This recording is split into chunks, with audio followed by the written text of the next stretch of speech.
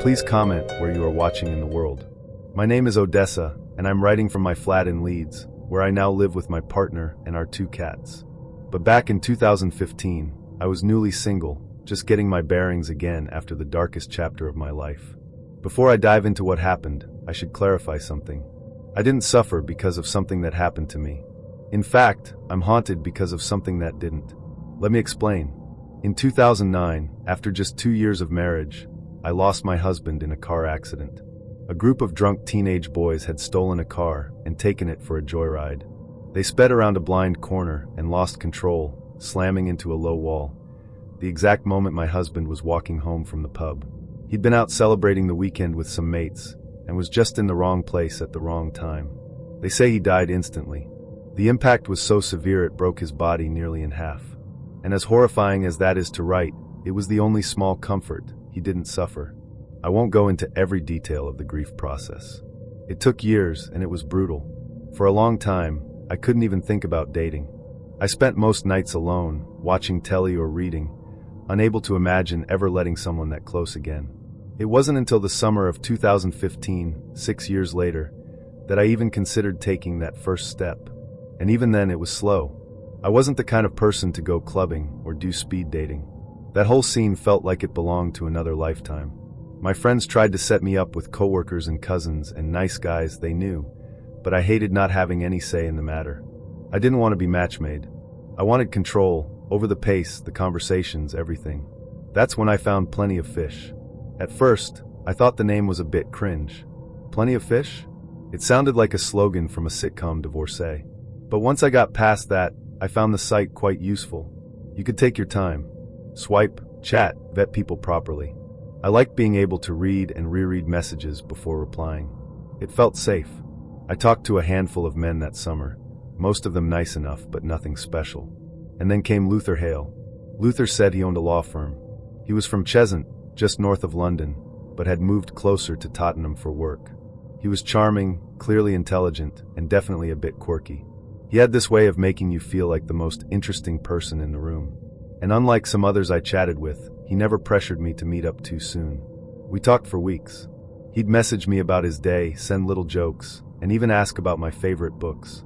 When he finally asked me out on a proper date, he suggested Theobald's Park Hotel, a fancy red brick mansion out in Hertfordshire. I looked it up. It was stunning, like something out of a period drama. Grand architecture, lush lawns, daffodils lining the path. I was flattered, to be honest. A man willing to drive all the way out there and drop serious cash on a first date? That wasn't the norm. But I wasn't ready to meet him. Not yet. Despite the butterflies, I kept finding excuses to delay. We started chatting in September, and by November, I was still putting it off. Eventually, Luther stopped replying. I figured he'd moved on to someone more decisive. I was disappointed, yes, but also relieved. I wasn't ready, and maybe I never would be. Then came Christmas Day. I was driving up to see my mum for dinner, half listening to the radio. That's when I heard it. A woman's body had been discovered on the grounds of Theobald's Park Hotel, the same place Luther had suggested for our first date. The station mentioned foul play. I remember the feeling, like someone had poured ice water down my spine. But I didn't dwell on it. I was busy with family, cooking, exchanging gifts, and catching up with cousins. Still, it stuck in my mind. What a horrific thing to happen in such a beautiful setting. A few days later, I was scrolling through news articles on my phone when I saw a headline: "Man charged over Christmas Eve hotel death." I clicked. When the page loaded, I nearly dropped my phone. The suspect's name? Luther Hale. My stomach turned. It was the same name, same age, same hotel. There was no photo in the article, but I didn't need one. I knew it was him. The victim was a 23-year-old teacher named Katie Locke. She taught history and politics at a Catholic school in East London. I read every article I could find, desperate to understand what had happened. And the more I read, the more horrifying it became. Luther hadn't owned a law firm. That was a lie. He had told Katie the same story he told me. He'd lured her to the hotel under the same pretenses. But instead of a romantic dinner, she ended up dead. At first, he told police that her death was a tragic accident, the result of a consensual game gone wrong. But the truth was darker. Much darker. He had a history of violence. In 2014, he attacked his own brother. Later, He assaulted his girlfriend's sister and threatened to kill a mental health worker. He was detained under the Mental Health Act in early 2015, and during his time in care, he confessed to having violent fantasies involving death and control. He even described himself as a monster. Despite all that, he was released just months later. That's when he made his Plenty of Fish profile. That's when he sent me a message. I can't stop thinking about it. If I had agreed to meet him at that hotel, it might have been my body they found. I might have been the one in the headlines. The woman who waited too long to re-enter the dating world, only to walk straight into a nightmare. In the summer of 2016, Luther pled guilty to Katie Locke's murder. He was sentenced to 26 years in prison. I thought that would be the end of it, but it wasn't. Early last year, I heard he had taken his own life in prison. Part of me felt relief. Another part felt something closer to grim satisfaction. I'm not proud of that emotion, but I won't apologize for it either. People like Katie and my husband, people who deserved long, wonderful lives, had theirs cut short. If Luther Hale decided to end his own life early, that's no tragedy. My name is Marcella. I'm 24 years old, and I live in Manchester, England. I think most people, men, women, and everyone in between, will agree on one thing: dating is a minefield. The worst part, without a doubt, is how little you really know someone until it's either too late or you've peeled back enough layers. People wear masks, don't they? The guy who comes off like a total prat at first glance turns out to be tender, thoughtful, and surprisingly gentle. It's almost like he's covering up his idealism with a moody exterior, afraid of being mocked or worse, hurt. I get that might sound like I'm trying to play therapist, and maybe I am, in my own way. But it's how I see it. And it's also why dating those kinds of guys is such a gamble. Sometimes the risk pays off, and you find someone who surprises you in the best way. Other times, you misread the whole situation and end up on a date where the guy constantly tries to pour shots down your throat. Because, well, we all know where that's heading. After that particular disaster, I decided to stick with the safer options. You know, the polite, mild-mannered types. Maybe they're not thrilling, maybe they come off a bit stiff, but at least they know how to plan a decent evening. You laugh a bit, have a nice meal, and part ways without fearing for your life. But even the nice guys can fool you. And that's what this story is about. I can't give you his real name. He's already been to court over what happened, and I'm in the middle of getting a restraining order against him. The legal system in this country? A complete mess. If someone like him sees even a whisper of this story online, especially with his name attached, it could be used against me. His solicitor could argue that I'm trying to provoke him or ruin his reputation, and the whole restraining order could get thrown out. Yes, even with his conviction on record. Even with the fact that he broke into my home and terrorized my flatmate with a hammer. So I've changed my name for this, too. Marcella is actually my middle name. I'm not taking any chances. When we first met, I genuinely thought he was one of the good ones. He was respectful, listened when I spoke, and didn't interrupt or make any crude jokes. We dated for about 2 months. Things never really clicked, though, not in the way you hope they will. I gave it time, thinking maybe I just needed to break through that initial awkwardness, but it never happened. Eventually, I called him and gently explained that I didn't think we were a good match. I remember he just kept saying, "Okay," over and over. It was weirdly robotic, but at least it wasn't angry. I figured he'd be upset, sure, but he took it better than some others had in the past. So imagine my shock when he broke into my flat a few weeks later. The day it happened, I was on the tram home from work. It was a Friday, our favorite day in the flat. My flatmate and I had a ritual. We'd scroll endlessly through Uber Eats, argue over what takeaway to get, and then settle down for a Friday night feast. I texted her asking if she had anything in mind for dinner, but she didn't reply. Not immediately, anyway. 5 minutes passed. Then 10. Then 20. She hadn't even read it. I didn't panic, people get busy, right? Maybe she was in the shower or on a call. I figured I'd just talk to her when I got home. When I arrived and tried to unlock the door, something was wrong. The key didn't quite click, it just pushed the door open. That was the first red flag. Then I looked up and saw it. Spray paint, black and bold, across our pale hallway wall. "You did this."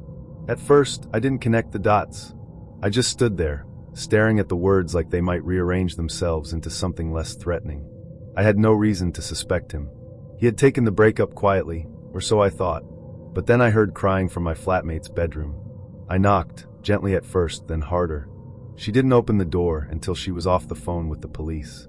When she finally came out, she was pale as a ghost and shaking so hard I thought she might collapse. What she told me next made my stomach drop. She said there'd been a knock at the door. She looked through the peephole and saw a man in a surgical mask. Back in the summer of 2021, seeing someone in a mask wasn't unusual. COVID rules were still in place, and plenty of people were still masking up indoors and out. So she opened the door. He asked, "Is Marcella here?" She said no. And that's when things spiraled. He forced his way in, shoved her against the wall by her throat, and started yelling, "Where is she? Where's Marcella?" She didn't answer, she couldn't. She was too terrified. And thank God for that, because instead of hurting her, he turned his rage on our home. He tore through the flat like a possessed man. Smashed the TV, dishes, picture frames, even cracked the glass on the washing machine door. There were holes in the walls. Cupboard doors ripped from their hinges. It was carnage. While he was doing all this, my flatmate ran to her room and locked the door. She said he tried to get in, banging, shouting, but when he realized she was on the phone with the police, he bolted. Probably knew the clock was ticking. I still think about what would have happened if I'd been home. If I hadn't stayed an extra 10 minutes at work. Would he have used the hammer on me? Would I even be alive? It took the police a few days to arrest him. One of his mates had tried to cover for him, said they'd been together that night. But once the police applied some pressure, specifically a warning about perjury and a ruined career, he cracked. Admitted he'd lied. The guy I had dated was arrested shortly after that. He was charged with breaking and entering, threatening behavior, and possession of a deadly weapon. During the court case, he pled guilty. Claimed he was dealing with mental health issues because of COVID. Said both his grandparents had died in a care home. That was his excuse. And because he had no prior convictions, the judge gave him a suspended sentence, 2 years. He didn't spend a single night in prison. The solicitor framed it as a lover's quarrel gone wrong. Said he was emotionally overwhelmed. And the judge? He bought it. All of it. Because I'd admitted we'd been dating, everything was reduced to a domestic dispute. Nothing more. To me, and to everyone who knew what really happened, it was a total failure of justice. That's why I'm fighting for a restraining order. If I get it, and he comes within 50 feet of me, he'll go straight to prison. No more excuses. No more second chances. He'll be locked away, finally held accountable. It's a lot of legal work, and the solicitor's fees weren't cheap, but I believe it's worth it. Because if I don't do this, he'll think he got away with it, and I'll never feel safe again. I've thought about moving, about packing up and vanishing just to avoid the possibility of seeing him again. But that would mean he wins. He wanted to scare me. He wanted me to live in fear. I won't give him that.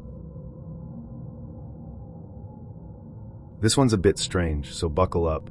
I've got a friend, Minna, who has one of the most unsettling jobs I've ever heard of. Depending on your perspective, it's either fascinating or flat-out grim. She works for Tinder. Yes, the dating app. But she's not in sales or tech or even community outreach. She's part of the content moderation team, and that means basically she stares at flagged pictures all day. Her job is to sift through images that users have reported for breaking rules. Things like nudity, violence, impersonation, and sometimes stuff that's way worse. Most of the time, it's fairly routine.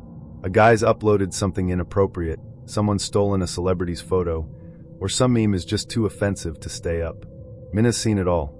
She used to laugh about it, especially the sheer number of unsolicited. Well, you know, if you're a woman who's ever been online, you already know. The parade of blurry, poorly lit images men think are attractive. She's desensitized to it now. She says she could grade them like GCSE art projects, composition, lighting, expression. She jokes, but the truth is, she's hardened to most of it. But not everything. Every now and then, something comes through that makes her freeze. Something that isn't just rule-breaking, it's dangerous. Disturbing. And one day, she saw something that still haunts her. She was working her usual shift, clicking through reported profiles, when she opened a flagged image that made her recoil. Not flinch, recoil. She said it was the first time in months she physically jumped in her chair. The image showed a man kneeling beside a woman. She looked unconscious. Her face was swollen, lips split, blood smeared down her chin and neck. There was blood at the corner of her eyes, possibly even leaking from her ears. The caption, added via Snapchat or something similar, read, "This is what happened to the last gold digger who tried to take my money." And the man, he was smiling. A big, satisfied, almost gleeful grin. Not a smirk. Not a cheeky expression. A a full, proud smile like he was admiring his own work. Minna said it was one of the most bone-chilling things she'd ever seen. She froze. For a long moment, she just stared. Then she clicked into the guy's full profile. His username was something like IH8 Gold Diggers, spelled with numbers and symbols like some edgy teenager. But the profile was anything but juvenile. His other photos showed the same man posing beside expensive cars, lounging in penthouses, showing off watches and designer clothes. Think Wolf of Wall Street cosplay, except with more rage. His bio was a long, unpunctuated rant about how women were all parasites. He wrote about how they deserved to be on the streets, how they were only good for using men, and how he was done being prey. It wasn't just aggressive, it was unhinged. Minna said it felt like reading a manifesto. Now, usually when Minna sees something offensive or threatening, she follows protocol. Flag it, delete it, ban the account. Job done.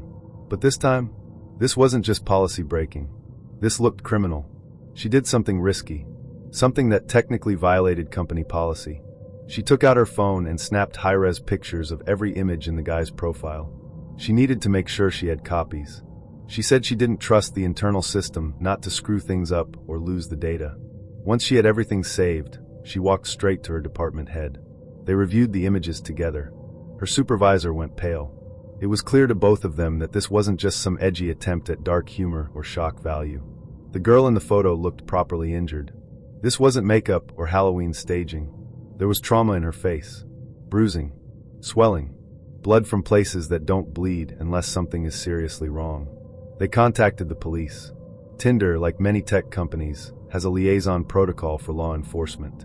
When something serious pops up, they can hand over metadata, timestamps, upload origins, device IDs. And because the photos were uploaded directly to the app, not screenshotted or reposted, the data trail was clean. The police could trace it. Back to the phone, the IP address, the location. Minna never found out what happened next. The company doesn't share those details with moderators. Once it's handed over to law enforcement, it's out of their hands. But she told me, seriously, with no trace of her usual sarcasm, that she hopes they got him. She hopes the girl, whoever she is, was found. That she's alive. That she got help.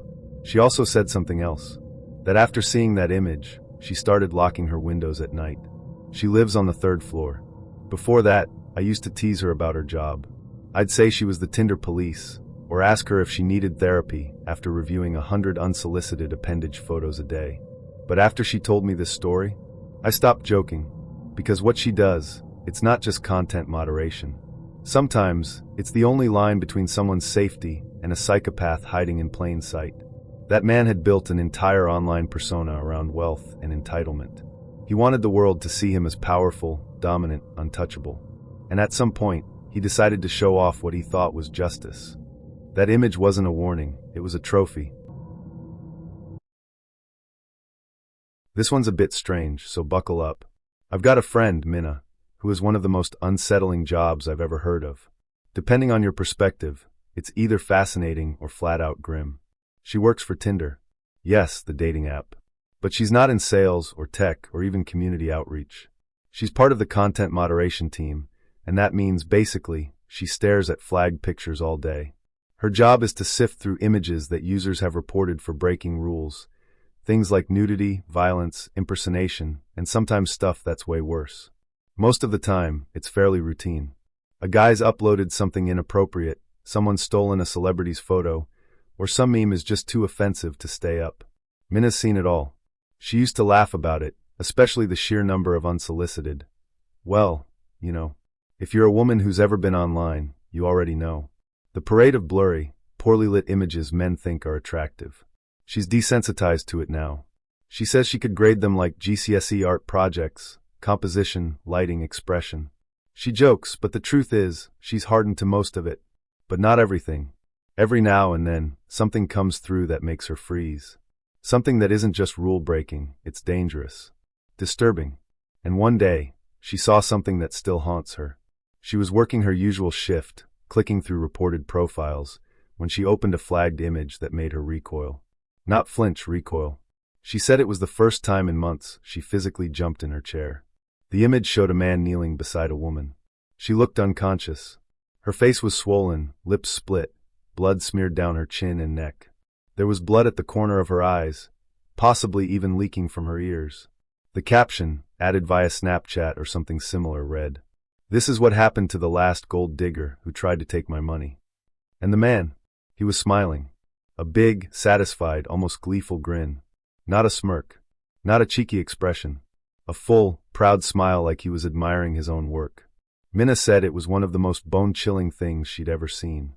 She froze. For a long moment, she just stared. Then she clicked into the guy's full profile. His username was something like IH8 Gold Diggers, spelled with numbers and symbols like some edgy teenager. But the profile was anything but juvenile. His other photos showed the same man posing beside expensive cars, lounging in penthouses, showing off watches and designer clothes. Think Wolf of Wall Street cosplay, except with more rage. His bio was a long, unpunctuated rant about how women were all parasites. He wrote about how they deserved to be on the streets, how they were only good for using men, and how he was done being prey. It wasn't just aggressive, it was unhinged. Minna said it felt like reading a manifesto. Now, usually when Minna sees something offensive or threatening, she follows protocol. Flag it, delete it, ban the account. Job done. But this time, this wasn't just policy breaking. This looked criminal. She did something risky. Something that technically violated company policy. She took out her phone and snapped high-res pictures of every image in the guy's profile. She needed to make sure she had copies.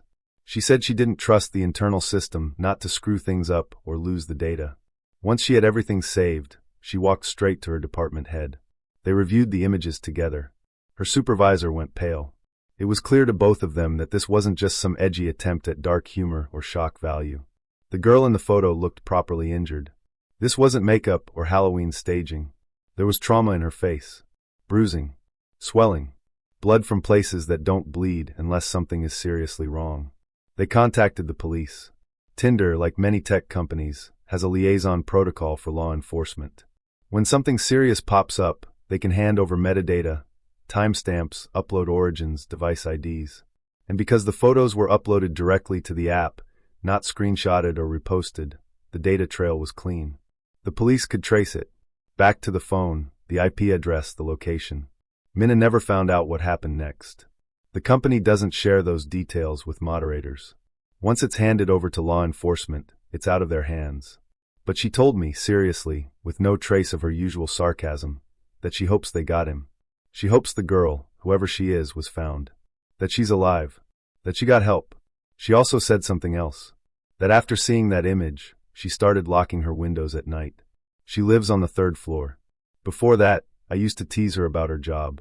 I'd say she was the Tinder police, or ask her if she needed therapy after reviewing 100 unsolicited appendage photos a day. But after she told me this story, I stopped joking. Because what she does, it's not just content moderation. Sometimes, it's the only line between someone's safety and a psychopath hiding in plain sight. That man had built an entire online persona around wealth and entitlement. He wanted the world to see him as powerful, dominant, untouchable. And at some point, he decided to show off what he thought was justice. That image wasn't a warning, it was a trophy. My name is Lazaro, and I once believed my life was built on the firmest of foundations: faith, family, and music. I lived in a quiet corner of Northeast Texas, in a town so small most people wouldn't even recognize its name. I had a wife I adored named Mariel, and together we had 3 children: Reuben, who was 13, Boaz, just 8, and our daughter Callista, 16 and full of life. We weren't wealthy, but we were rich in all the ways that mattered. We went to church every Sunday, and we played music together as a family band. Mariel played piano, Boaz strummed a little guitar, Reuben was learning harmonica, and Callista, she sang like a bird in spring. She had this voice, light and pure, the kind that made people stop talking and listen. Our little performances at local churches or community events always brought people together. I used to look at my family and think, this is what heaven must feel like. And then everything ended. It started months before the tragedy, really. Just after Callista turned 16, she told us she had a boyfriend. His name was Jackson Ryle. He was 3 years older than her, and from the moment Mariel and I met him, we felt something was wrong. There was a darkness in him, something cold behind the polite smile. I couldn't explain it, and to anyone else he might have seemed like just another moody teenager. But as a father, you learn to trust your gut. I tried to be cautious. I didn't want to push Callista too hard and risk driving her into rebellion. So Mariel and I agreed we'd keep a close eye on things, hoping it would fizzle out on its own. But it didn't. If anything, Jackson's grip on her got stronger. He had a past, run-ins with the law, rumors of drinking and drugs, and strange posts on his MySpace page that sent shivers down my spine. Then came February 21st, 2008. I remember it vividly. I stopped by my father's house like I often did, but when I knocked, he didn't answer. His car was in the driveway. I went around back and let myself in, and found him on the kitchen floor. He'd died of a heart attack. Burying my father was one of the hardest moments of my life. But I had no idea the real nightmare was still to come.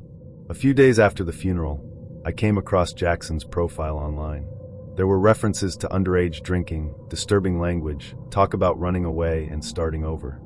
I sat Callista down and told her we weren't okay with her seeing him anymore. "This isn't how we raised you," I said. "He's not right for you." She didn't take it well.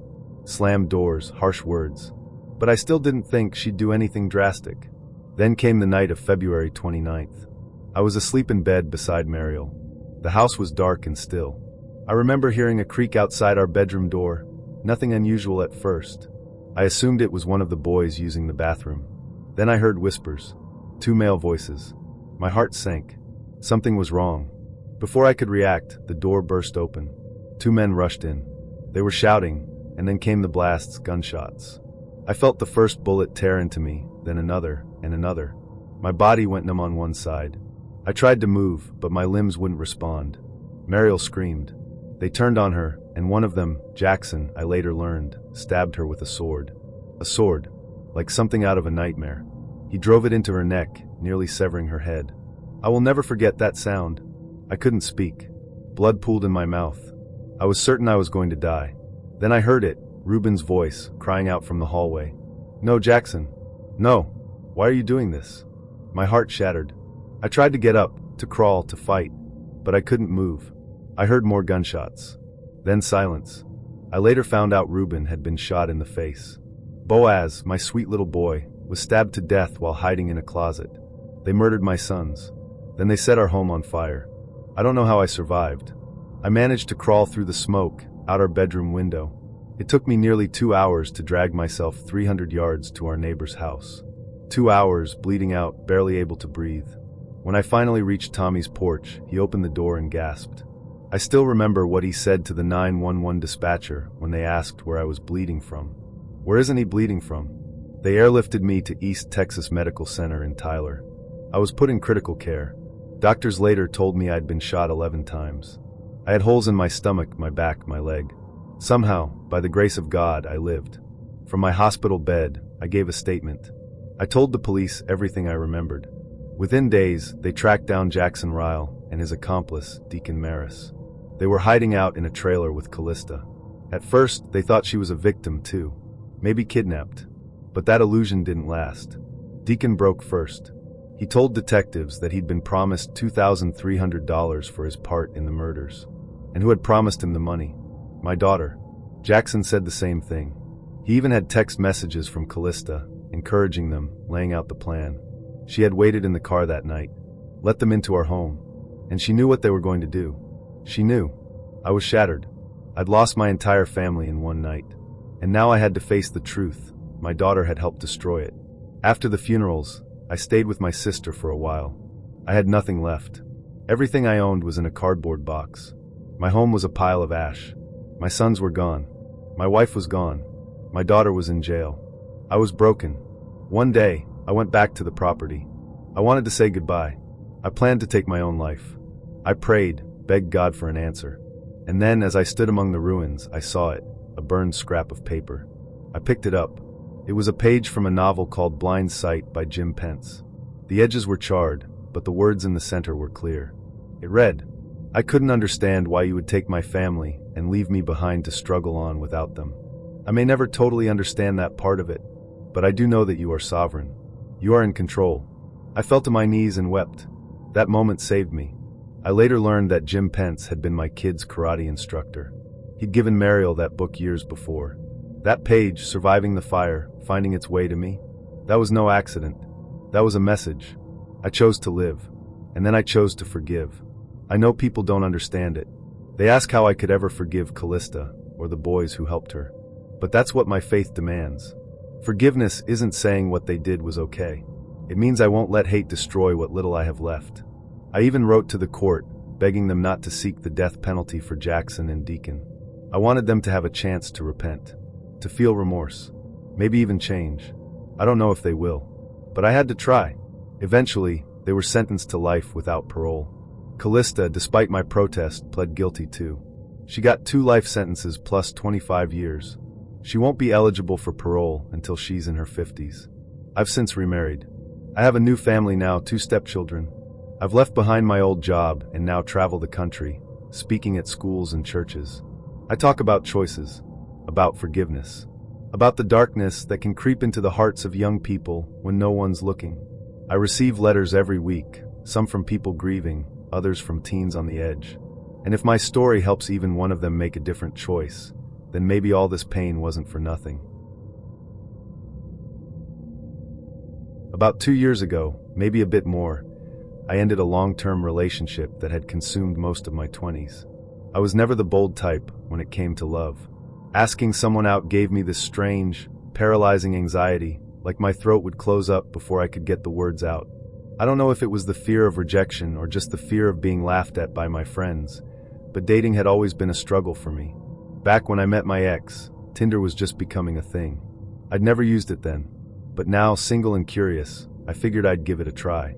At first, I was hesitant. I didn't know how to present myself in a few pictures and a bio. But after hearing a few success stories from friends, I finally downloaded the app. For months, nothing exciting happened. I swiped, chatted, and occasionally matched, but most conversations fizzled out before they even started. I went on one date with a girl I met at the park, but she pulled the classic emergency call to get out of it 20 minutes in. I never heard from her again. I was just about to delete the app when I matched with Lisa. Her full name was Lysandra, but she preferred Lisa, short and sweet. She was captivating, soft brown eyes, a warm smile, and this quiet confidence in the way she phrased her messages. She felt real in a way that most people on dating apps didn't. I half expected it to be a prank or a catfish situation, but I kept talking to her anyway. After several days of messaging, we agreed to meet. We picked a local park known for its lake and winding trails. It was the kind of place families went on weekends and joggers passed through every morning. It felt safe, neutral. We set the time for 5 p.m., just after work. I was so nervous, I showed up an hour early and waited in my car, rehearsing things to say and trying to calm myself down. When it finally hit 5, I got a message from her. Walking to the pavilion. See you soon, smiling face with smiling eyes. I stood up, smoothed out my shirt, and headed that way. My stomach twisted as I approached the picnic tables. But then I saw her, and every bit of anxiety melted away. It was her, the real Lisa. No filters, no surprises. And she looked even better in person. She smiled when she saw me, and I sat down across from her, trying not to fidget. We talked for a while, longer than I expected, actually. She had this way of speaking that calmed me. Her voice was gentle, her laughter effortless. I felt like I could breathe around her. Eventually, we decided to go for a walk along the trail that circled the lake. It was getting dark, but there were still a few people around. I hesitated for a second, unsure if I should suggest something else, but Lisa reached for my hand, and just like that, my doubts disappeared. We walked for what felt like hours. The trail curved through trees and followed the edge of the lake. As the sun dipped below the horizon, the path became harder to see. Lisa didn't seem worried, though. She stayed close, her arm brushing mine, her fingers laced with mine. I think we should turn back, she said eventually. It's getting dark, and I don't know how far this trail goes. I agreed. We turned around, walking slowly back toward the parking lot. The air was cooler now, and shadows stretched out across the path. I didn't mind, though. Lisa was still holding my hand. That moment, the quiet, the closeness, was perfect. But it didn't last. As we rounded a bend in the trail, I noticed something ahead. A figure standing still in the middle of the path. At first, I thought it was a tree stump or some kind of shadow. But as we got closer, I saw the outline of a person, tall, unmoving. I stopped. Do you see that? I asked her. She nodded. Yeah, someone's there. She raised her voice. Hey, do you need something? No response. The person just stood there, silent in the dark. I felt uneasy. The moonlight barely lit the trail, but enough to see that the figure was holding something behind their back. I couldn't make out what it was, but I knew that whatever it was, it didn't belong there. "Let's move past him," I whispered. "He's probably just messing around." Lisa hesitated but agreed. We walked slowly. Each step closer filled me with more dread. When we were about 10 feet away, the man finally moved. He brought his hands out from behind his back, and in one of them was a long, glinting object. A knife. I was sure of it. "Turn around," he said. His voice was low and rough. "Hands above your head." I froze. My brain screamed at me to run, but my legs wouldn't move. Then Lisa did something I'll never forget. She charged at him. She didn't scream, didn't hesitate. She slammed into him with her shoulder, knocking him off balance. The knife clattered to the ground. "Run," she yelled. And I did. I bolted down the trail, heart pounding, lungs burning. I could hear footsteps behind. I've heard enough horror stories about online dating to fill a book. Tales of catfishing, stalking, theft, you name it. And whether people were chasing romance or something a little more casual, the dangers were always lurking beneath the surface. But I never paid much attention to the warnings. Maybe it's because hiding behind a screen made me feel untouchable. Anonymous. Safe. I'll admit it freely. I've been using Tinder for years. It's been my go-to app for meeting women, chatting, and going on dates, some forgettable, some worthwhile. Most of the time, I'm upfront. I make it clear that I'm not looking for anything serious. If they are, no hard feelings, we part ways right then and there. But a few months ago, I ignored every instinct I had. I got lazy, reckless even, and for the first time, I paid the price. It started with a match. Her name was Callista, strikingly beautiful, in that effortless sort of way. Her profile was clean, just a few photos, a short bio, and the kind of smile that made you want to know her. She messaged me first, which caught my attention immediately. That almost never happens. Our conversation escalated quickly. No small talk. No, "what do you do for work?" or "what's your favorite Netflix show?" Callista knew what she wanted, and from what she said, it matched exactly what I was looking for. She was blunt, forward, and unapologetically direct. I liked that about her. After some back and forth, I asked if she wanted to come over and hang out. That's when the tone shifted. She told me her dog was sick, and she didn't want to leave him alone. She said it with hesitation, almost as if she felt guilty turning me down. Then she added that she was embarrassed to have me over. Her neighborhood wasn't the greatest, and she didn't want me to judge her for it. I told her I didn't care where she lived. I wasn't there to inspect her landscaping. She seemed flattered, even a little relieved, and finally agreed to let me come over. But there was a catch. She lived with her aunt, she said. If I was going to visit, it had to be that night. Her aunt was gone, and wouldn't be back until morning. If I wanted to see her, it was now or never. Looking back, I can see the red flags waving like banners in a storm. But at the time, I was just excited. I said yes and asked for the address. She told me to wait about an hour, then she'd send it. Weird, right? But I didn't question it.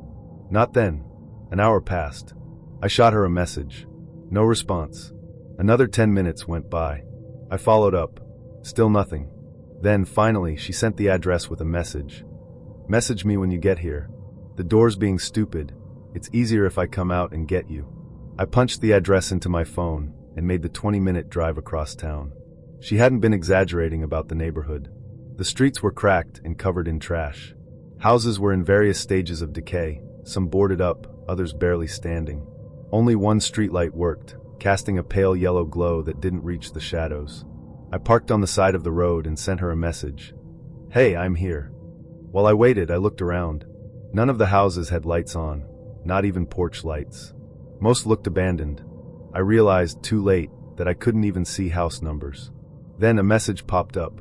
"I see you, smiling face with smiling eyes." I scanned the area from inside my car. Nothing. No movement. No one. I replied, "Can you come outside? I don't know which house is yours."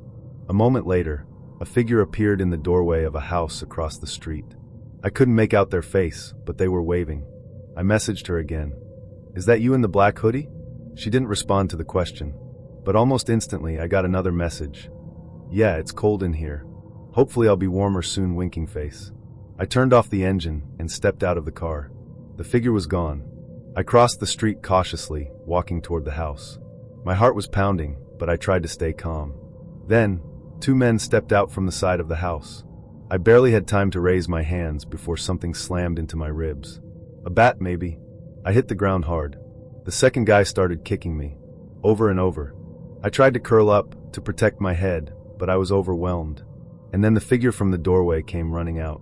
It wasn't Callista. It wasn't even a woman. It was a massive man. Broad shoulders, hood up, face barely visible. He rifled through my pockets, grabbed my wallet, and all three of them sprinted off into the darkness. I was left gasping on the pavement, dazed and in pain. But somehow, I'd left my phone locked in the car, and they hadn't taken my keys. I crawled back to my vehicle, dragging myself across the road. I managed to unlock the door, climb inside, and call 911. I don't even remember what I said. I just remember the dispatcher's voice trying to keep me calm. The cops arrived quickly, but there wasn't much they could do. The Tinder profile was gone, deleted. I couldn't give them a solid description. Everything had happened too fast, and the dark made it impossible to see faces. My wallet had about $4 in it, and my debit card had maybe 12. I canceled it that night in the ER, where they told me I had 2 broken ribs and deep bruising along my back and side. Honestly, I got lucky. I think about that night all the time. The signs were all there. The delays, the excuses, the vague instructions, the sudden changes. But I ignored them. I wanted to believe in the fantasy of a beautiful woman inviting me over, just as eager to meet me as I was to meet her. Instead, I walked straight into a trap. Those guys are still out there, no doubt doing the same thing to someone else. Maybe they've done it a dozen times since. Maybe they'll do it again tonight. I wish I could say I learned my lesson, that I swore off Tinder and deleted the app forever. But that would be a lie. I'm still out there, still swiping, still meeting people. But now I'm careful. I meet in public places. I don't go to anyone's house on the first meet. I keep my phone in hand, my location shared with a friend. About 6 or 7 years ago, I hit the reset button on my life. I had just gotten out of a long-term relationship, moved back to my hometown, and started a new job in a city I barely recognized anymore. Everything felt unfamiliar, even the streets I used to know by heart. I wasn't sleeping well, I wasn't eating right, and I sure as hell wasn't in the mood to date. That's why I was grateful when my longtime friend Dorian offered to let me move into his new place. He had just bought a house on the edge of town, nothing fancy, but it was clean, spacious, and most importantly, it gave me a place to land while I figured things out. I moved in within a week. Living with Dorian was easy. He worked long hours, but when he was home, he was always up for a drink or a late-night movie. That first weekend after I moved in, we celebrated with cheap whiskey and grilled cheese sandwiches. I was hungover at my new job the next day, but it was worth it. Naturally, Dorian and our other friends tried to drag me into the dating game again. Tinder was their weapon of choice. They told me it was easier than ever to meet people, that online dating had changed, that it wasn't just for desperate people anymore. I wasn't so sure. I'd never really liked social media. The idea of meeting someone through an app felt hollow to me. When I told them no thanks, they rolled their eyes and swiped away on their own phones, looking for their next match. I was content staying off the grid. We hosted small get-togethers on the weekends. Never big parties, just a few friends, some music, and enough beer to keep everyone loose. One of those nights, we had more people than usual. Dorian's co-workers, some friends from out of town, and a few people I didn't recognize filtered through the house. That's when Rowan showed up. Rowan and I had been friends since middle school. We'd grown apart over the years, but there was still this unspoken bond between us. She walked in, hugged me like no time had passed, and we parked ourselves on the couch to catch up. We talked for nearly an hour, swapping stories about our families, our jobs, failed relationships. Then she smiled slyly and said, "So you finally gave in, huh?" "What do you mean?" I asked. "Tinder," she said, nudging me playfully. "I saw your profile. I didn't swipe right because I didn't want it to be weird, but you could have picked better pictures." I laughed, thinking she was messing with me. "I'm not on Tinder." Her smile faded a little. "Wait, are you serious?" "Completely." She tilted her head, studying me. "Then someone's using your name and your pictures. Because I saw your profile. It had your name, your face, even the same hoodie you wore in that old Facebook pic." The laughter died in my throat. "Can you show me?" She wasn't sure if she could find it again, so she waved over her friend across the room, Leora, who had the app on her phone. "Hey, can you set your Tinder location to local and just scroll?" Try to find him. Leora gave a thumbs up and got to swiping. We moved on, changed the music, and distracted ourselves with other conversations. But 20 minutes later, Leora came back and handed me her phone. Found him. It was me. My face. My name. Even a bio that vaguely echoed things I'd said in past posts on Instagram. The photos were pulled from old accounts, things I hadn't updated in years. No new photos, no obvious clues as to who was behind it. I felt exposed. Violated. Can you message them? I asked. Leora did without hesitation. She asked for a phone number, but the user responded with a message. Follow me on Instagram. The account they sent? It had my face as the profile picture. My full name. Public. No posts, no followers, but still there it was. I messaged the account immediately. Stop using my photos. I've already reported the Tinder profile. If this isn't taken down, I'm going to the police. No reply. I waited 10 minutes. Nothing. Eventually, I put my phone down and tried to shake it off.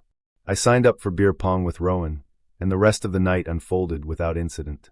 A few friends crashed on the couch, and Dorian and I cleaned up the kitchen. I put on Nightmare on Elm Street 3 and climbed into bed, still thinking about that account. Sleep came fast, until around 3 a.m. My phone buzzed loudly on the nightstand. I usually kept it on silent, but I must have forgotten. I grabbed it, squinting at the screen. It was a message from the fake Instagram account. Just a smiley face. Not an emoji. Just a colon and a parenthesis. Smiley face. I stared at it, half asleep, then typed back. Take the account down. I'm not playing games. I must have passed out again, because I woke up with another message waiting. Anything for you. I sat up, now fully awake. I checked the account. The profile picture was gone, just a blank circle. My name had been removed. It felt like a win briefly, but the victory was short-lived. A week passed. We had another party, same crowd. But this time, I wasn't feeling great. I bailed early, stayed in bed, and let Dorian go out with the others. Around 9 p.m., I was watching a documentary when my phone buzzed again. A new message. Same Instagram account. I know where you are, smiley face. I froze. Before I could respond, another message arrived. It was a photo. The outside of Dorian's house. Taken from across the street. The porch light was on. My car was in the driveway. The angle suggested someone had taken it from the shadows. I got up and locked every window, every door. I turned off the lights and sat in silence, phone clutched in my hand. No response. No more messages. I waited. Hours crawled by.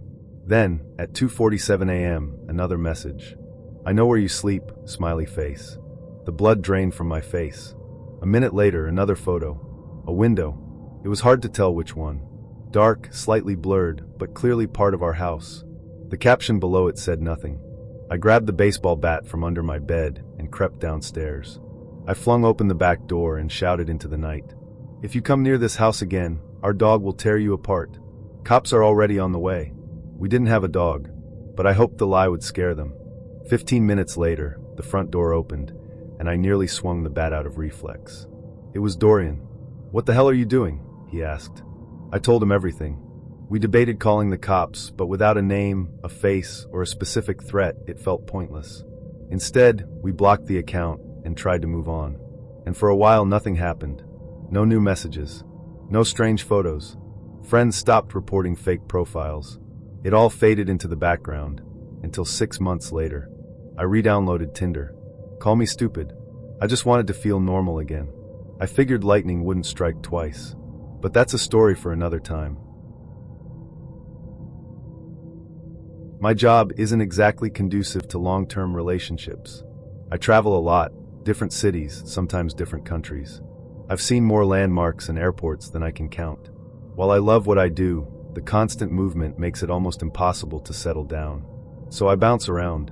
A few flings here and there, but nothing serious. And I've accepted that, mostly. But every now and then, when I'm sitting in a hotel room alone or watching couples laugh in airport cafes, that familiar ache creeps in, loneliness. That's what led me back to Tinder. It had been a while since I used the app. I assumed it worked based on your hometown, but I quickly realized it pulled matches from wherever you were. That made the idea of a casual connection feel a little more appealing. I wasn't looking for love, just some company. A few weeks ago, I flew into a mid-sized city on the other side of the country for a week-long work assignment. I rented an Airbnb on the outskirts of town, quiet, residential, nothing fancy. On my second day there, I downloaded Tinder again. To my surprise, I got a ton of matches. I figured I'd try my luck and see if anyone wanted to grab a drink. The first few conversations fizzled out quickly. No chemistry, no follow-through. Then I matched with Marin. She had this wild, carefree vibe in her profile pictures. Shoulder-length black hair, tattoos that peeked out from her sleeves, and a mischievous grin that made you want to know what she was thinking. Her bio was short and playful, and our conversation kicked off effortlessly. Marin was witty, sarcastic. She didn't waste time with small talk. After a few minutes, I asked if she wanted to grab a drink that night. She agreed without hesitation. We planned to meet at a local bar just a few blocks from my Airbnb at 8:30. Before I left, I called a buddy of mine and casually mentioned I had a Tinder date. He joked, "Don't get murdered," and we had a laugh. I wasn't worried. When I arrived at the bar, I was relieved to see that Marin looked exactly like her photos. No filters, no weird angles. She smiled when she saw me, and we shared an awkward little hug outside before heading in. From the start, the conversation flowed. We laughed, teased each other, even talked about the absurdity of online dating. A few drinks in, she started giving me those soft, familiar touches, on my arm, my hand, the side of my knee. It felt natural, comfortable. I reminded myself not to get too invested. I didn't live here. This was temporary. But something about her felt different. Around midnight, Marin leaned in close and kissed me softly on the cheek. Then she whispered, "We should go back to your place." My heart jumped. I nodded, and we called an Uber. When we arrived at my Airbnb, I opened the door and invited her inside. But she paused at the steps. "Wait," she said, almost embarrassed. "I'll be in a second. I need a smoke. I'm trying to quit, and I hate people seeing me do it." I told her I didn't mind, but she was firm. "Give me 5 minutes. I'll come in after." So I went inside, changed into something comfortable, and waited. 5 minutes passed. Then 10. I peeked out the window. The small porch was empty. No sign of her. I stepped outside, called her name. No answer. That's when the unease started to creep in. I sat down on the porch bench and messaged her through Tinder. "You okay? Where'd you go?" While waiting for a response, something caught my attention through the front window. Movement. Inside the house. I froze. There she was, Marin, inside my Airbnb. But she wasn't alone. 2 men were with her. They moved quietly, glancing around the room like they were casing the place. I ducked behind the bench, my heart slamming against my ribs.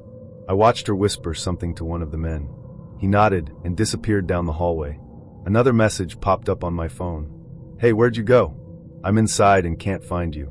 I didn't respond. I watched as one of the men picked up a bag and started placing things inside. Small items, drawers pulled, cabinets opened. I saw him on my laptop on the desk. He traced the power cord from the wall and reached for it. Panic clawed at my throat. My entire life was on that laptop. Work files, personal documents, everything. I sent a message back. "Police are on their way. They'll be there in 30 seconds. It was a lie. I hadn't called anyone, but I needed to see how they'd react. Marin spun around and whispered something urgent. The men froze. Then they bolted. The front door slammed open, and all 3 of them sprinted past the porch, just feet from where I was crouched, hidden in the shadows. As soon as they were gone, I rushed inside. Miraculously, my laptop was still there. My wallet, next to it, untouched. $500 in cash. Credit cards. Everything still in place. Either they were sloppy or rushed. This could have ended much worse. I called the police and gave them every detail I could remember. But there wasn't much to go on. Marin's profile? Deleted. No phone number. No last name. And since I hadn't seen the men clearly, I couldn't give descriptions. The Airbnb hosts came by later and confirmed a few small items were missing. Cheap decorations, silverware, stuff from home goods. Nothing of real value. Still, I moved into a hotel the next day. The entire experience shook me. What haunts me most, though, is the thought that Marin is still out there, finding new people, new places to rob. Maybe she's already done it again. I deleted Tinder the next morning and haven't touched it since. Some people use dating apps to find love. Others use them to find easy targets. I almost became one of them. The lights were off, the curtains drawn, and the only sound in the room was the low hum of my phone against the hardwood floor. I didn't move. Outside, an old red pickup truck sat idling in my driveway, its headlights burning through the thin fabric of my living room curtains like searchlights. It hadn't moved in several minutes. It hadn't honked. It hadn't pulled away. It just sat there, watching. I stood by the window, one finger curled around the edge of the curtain. My heart was pounding so hard in my chest, I could feel it in my temples. I didn't need to check my phone to know who had messaged me. I already knew. The man I met for coffee a week ago, the one with the too perfect smile and the too practiced compliments, had somehow found where I lived. And now, in the dead of night, he was parked outside. But that's not where the story starts. It starts like so many bad ideas do with Tinder. About a year ago, I finally gave in to the gentle, persistent nudging from my friends and co-workers. I was newly single and exhausted by the thought of getting back out there, but one of my closest friends swore by Tinder, said she met her now husband on it. Another friend said, just try it. What's the worst that could happen? Turns out, the worst is a lot worse than you think. I created a profile, uploaded a few photos, and started swiping. Most of the guys were either complete creeps or conversationally dry enough to be confused for drywall. I was just about to delete the app when I matched with Thayer. He had shoulder-length brown hair, a sharp jawline, and a smile that looked like it belonged in a toothpaste ad. He was tall too, something I could tell from a few basketball photos where he towered above everyone else on the court. I wasn't sure if he was real, but he messaged me first, and soon we were chatting for hours. He was funny, well-spoken, and didn't immediately ask for anything weird. When he asked me to grab a coffee instead of a drink, I was relieved. Finally, someone who didn't default to bars and alcohol. We agreed to meet at a small cafe across town. I lied and said I'd be nearby for errands, just in case the date went south. I wanted the freedom to leave. I arrived early, ordered my drink, and sat by the window, keeping an eye on the door. 15 minutes passed. Nothing. Then I got a message from Thayer. Hey, where are you? I looked around, confused. I've been here for 15 minutes, I replied. That's when I saw him. By the counter stood a man I didn't recognize at first, balding, heavier, older than I expected. But when he turned and smiled, I realized with a sick twist that it was Thayer. The smile gave him away. He walked over and greeted me with a long, awkward hug. I tried to hide my surprise. He noticed my coffee and frowned. Oh, you already got one? I laughed nervously. Yeah, I figured I'd just grab it myself. I'm not that kind of girl. He stared at the cup in my hand, like it had personally offended him. I just thought, whatever. We sat down, and I tried to steer the conversation forward. But Thayer spent the next hour talking almost exclusively about money. How much he made. How much I'd never have to work once we were married. He said it like it was inevitable, like the wedding was already booked, and I just hadn't gotten the memo. I smiled and nodded, counting the minutes until I could leave. When I finally stood up and said I needed to get going, he looked disappointed, like I'd ruined his plans. As we walked to our cars, he asked, "So, you're not going to invite me over? I wanted to meet that famous golden retriever you always talk about." I laughed awkwardly. Another time. I've got a family dinner. That night, my friend Tess came over. I told her everything, how weird he was, how different he looked, how off the whole thing felt. We stayed up late watching movies. Around 11, I asked her to sleep over. I couldn't explain why, but I had this gnawing anxiety I couldn't shake. She agreed. We pulled out blankets and crashed in the living room. I couldn't sleep. Something kept me wired, like a sixth sense buzzing just under my skin. I lay on the couch, scrolling through my phone, trying to distract myself. That's when I noticed the lights. Not the normal headlights from passing cars. These were too bright, too steady. They didn't move. They just shone through the front window, illuminating the living room like a spotlight. I got up, walked to the window, and reached for the curtain. Just before I pulled it back, the lights cut off. I peeked through the gap. A red pickup truck sat parked in my driveway. Not the street, my driveway. Right behind my car. No one got out. I ducked down and crawled toward the side window, trying to get a better angle. I couldn't see the driver. Then my phone buzzed. It was a Tinder message from Thayer. Are you kidding me? No context. Just that. I didn't reply. A few seconds later, the truck started, backed out of the driveway, and disappeared into the night. I watched it go, heart pounding in my throat. Then it clicked. I opened his Tinder profile again. In the last photo, Thayer was standing next to a red pickup truck. I messaged him back. Were you just at my house? No reply. The next morning, I told Tess everything. She freaked out and said I should have called the police. She was right, but I was scared, confused. And honestly, I didn't think the cops would do anything since technically, nothing had happened. Thayer's Tinder account was deleted by the next day. I never heard from him again. But lately, I've been seeing that same red pickup truck, parked across the street, down the block, at the same gas station I always stop at after work. I haven't seen the driver's face, but I don't need to. I know it's him. I haven't reported it yet, but I'm close. If something happens, I'll update this story. Until then, be careful out there. He seemed like just another guy on Tinder. Another smile. Another chat. By the time I turned 27, I had enough Tinder stories to fill a journal. Some hilarious, some awkward, and a few I'd rather forget. I used the app not expecting anything serious. I wasn't one of those guys looking for soulmates. I just wanted to meet someone, have a good time, maybe find a connection. That's how I met Soraya. She matched with me on a Wednesday afternoon. Her profile was simple but magnetic, long black hair, a warm, disarming smile, and eyes that looked like they'd seen too much. Her bio said, recovering from chaos. Drinks? Hot beverage or wine glass? It felt honest. I liked that. We messaged back and forth for a few hours, then made plans to meet at a bar near her place. It was one of those cozy neighborhood spots with dim lighting, strong drinks, and a jukebox that always seemed to be on the verge of breaking. The moment I walked in, I spotted her at the bar. She looked exactly like her pictures, no filters, no surprises. She stood up to greet me, and we shared a short, slightly awkward hug. From the first drink, the conversation flowed. She was funny, sharp, and charming as hell. We joked about Tinder disasters and swapped stories about past relationships. It was easy with her, maybe too easy. But as the night went on, I saw her demeanor change. She kept glancing over my shoulder, her smile faltering every few minutes. After a while, I asked her if something was wrong. She leaned in close and whispered, "Do you see that guy across the bar in the Yankees cap?" I nodded subtly. "That's Maddox," she said. "My ex's best friend. He's been watching us since we got here. I guarantee he's already texted Rylan." "Rylan?" I asked. "My ex. He's not a good guy." I brushed it off. "It's fine.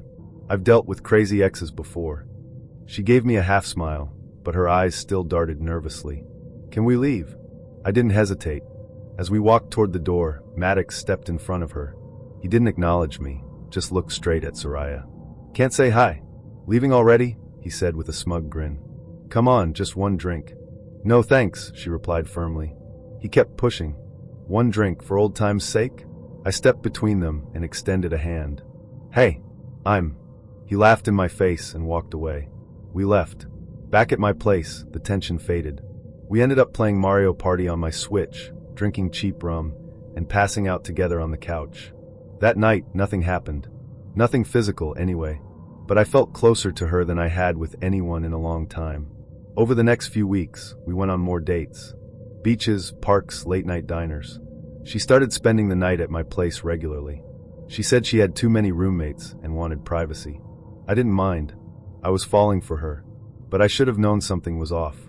One night, after another perfect evening, we went to bed around midnight. I woke up maybe 2 hours later to the sound of Soraya yelling. She was on the phone, pacing the room, tears in her voice. I couldn't hear everything, but I caught enough. "Stop it! I told you I'd be home. Don't do this again." She ended the call and threw her phone across the room. I got up and tried to calm her down. She melted into my arms, trembling. "He just doesn't stop," she whispered. "He's not supposed to care anymore." I didn't know what to say. And then I heard it. 2 car doors slamming shut. Right outside. Soraya froze. Her grip on the blanket tightened. "No," she whispered, over and over again. "No, no, no." I ran to the upstairs window that overlooked the driveway. There were 2 men getting out of a car. One had a Yankees cap. The other had a buzz cut and a build like a linebacker. "Is that Rylan?" I asked. She nodded. "We have to go." Then, before I could stop her, she ran downstairs and unlocked the front door. "Wait, what are you doing?" She turned to me with pleading eyes. "I can stop them." I stayed hidden at the top of the stairs, heart pounding. The door burst open. They didn't even knock. Rylan and Maddox stormed into the living room. Rylan started yelling. "Where is he, huh? Where's the piece of shit you've been sleeping with? I'm sorry, Soraya kept repeating. I'll fix it. Let's just go. He wasn't listening. He started smashing things, throwing a lamp, flipping a chair. Maddox laughed as he kicked over my coffee table. I stayed hidden in the hallway closet, clutching a baseball bat. I wasn't about to fight two guys twice my size. Eventually they left. Ryland shouted one last threat. This isn't over. I waited until I heard the car drive off before coming out. My living room was a wreck. Broken glass. Splintered wood. A hole in the wall where the lamp hit. Soraya was gone. I sat on the couch and tried to make sense of it all. Then it hit me. She said, "Let's go home." I'm so sorry. I'll never do this again. She wasn't his ex. She was still with him. I felt sick. I didn't have social media, but one of my friends helped me search her name. Within minutes, we found her Facebook profile. Married. Ryland's last name. Dozens of photos together, vacations, holidays, smiling like nothing had ever gone wrong. I couldn't believe it. I was the other man. I found Ryland's profile and messaged him from my friend's account. I told him everything. That I had no idea she was married. That I never would have gotten involved if I'd known. That I was sorry. A few days later, he responded. He apologized for the damage, for the threats, for everything. He said he'd pay for the repairs, and he kept his word. A check came in the mail with a short note. Appreciate the honesty. No hard feelings. I never spoke to Soraya again. I blocked her number. Deleted our conversations. Burned every screenshot in my mind, though some still crawl back in quiet moments. I heard through someone that they stayed together. Maybe they worked it out. Maybe they're still lying to each other. I don't know. A couple weeks ago, I decided I wanted to surprise my wife with a kid-free night out. My parents live about an hour and a half away from us, and I arranged for the kids to stay with them for the weekend. Usually, when I go to my parents', I am gone until later in the evening. We spend all day there and leave around dinner time. This time, I was dropping the kids off and immediately going home, so I could surprise my wife, and we could go out as soon as possible. I had made reservations at a nice restaurant, and was hoping to go to a few places for some drinks first. I left at 8:30, and was back in our housing plan before 12:30. As I pulled onto my street, I saw a truck parked in front of my house. I did not recognize it. I assumed it was someone seeing the neighbors, though, because it's not that unusual for someone to park in front of our house. I parked a few houses away thinking I would sneak into the house and surprise my wife instead of pulling in the driveway and going in the garage. I went in through a basement door. I was as quiet as possible, but as soon as I walked in I heard her making sounds from the floor above. When I first heard it, I thought she was just by herself, maybe having some personal time. I didn't want to interrupt her privacy and embarrass her, so I was going to go back to my car and just go in the garage so she would know I was home. Then I heard a man's voice. I immediately felt sick. My heart felt like it was going to explode out of my chest. It is hard to describe how I felt in this moment. I decided to go upstairs. I had no desire to confront them.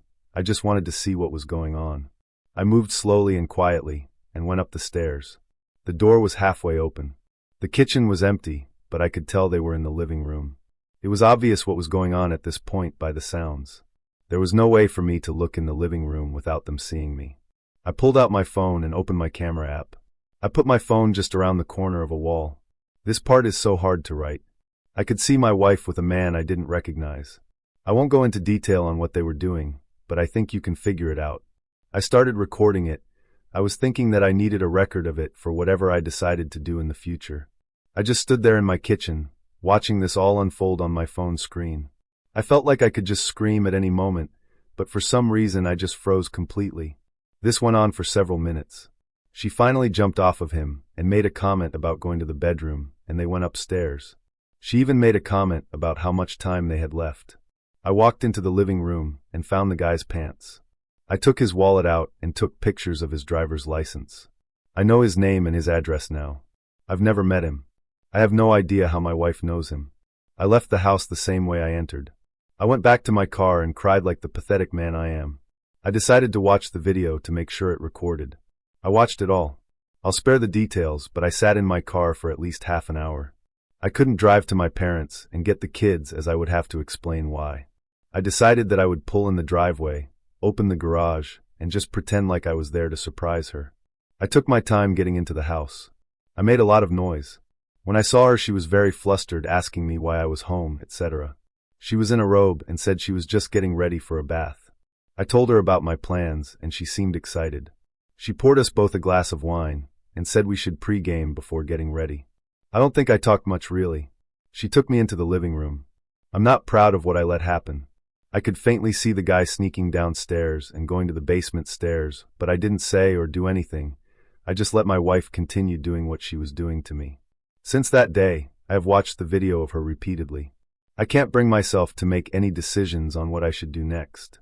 She seems to know something is wrong with me, because she's asked a few times if I'm okay.